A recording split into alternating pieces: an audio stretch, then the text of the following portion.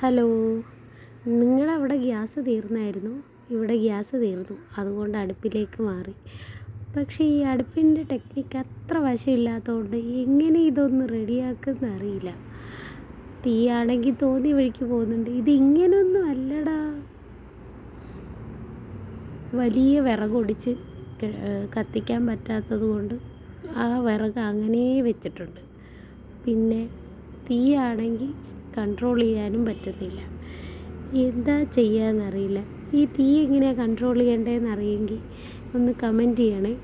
രാവിലെ ദോശ ഉണ്ടാക്കി, ചോറും വെച്ചു, സാമ്പാറും വെച്ചു. ഗ്യാസ് ഇല്ലാത്ത പ്രതിസന്ധി നിങ്ങൾക്കുണ്ടോ? ഇതിപ്പം ഞങ്ങൾ ഗ്യാസ് അടുപ്പിൽ നിന്ന് നേരെ മുറ്റത്തൊരടുപ്പിലേക്ക് മാറിയിട്ടുണ്ട്. ഞാൻ എങ്ങനെയൊക്കെയോ ഇത് ചെയ്തതാണ്, പക്ഷേ തീ അങ്ങ് വന്ന് എൻ്റെ കൈ പൊള്ളിച്ചോണ്ടിരിക്കുമായിരുന്നു. ആകെ 2-3 രോമം ഉണ്ടായിരുന്നു, അതും കത്തിപ്പോയി. അയ്യോ.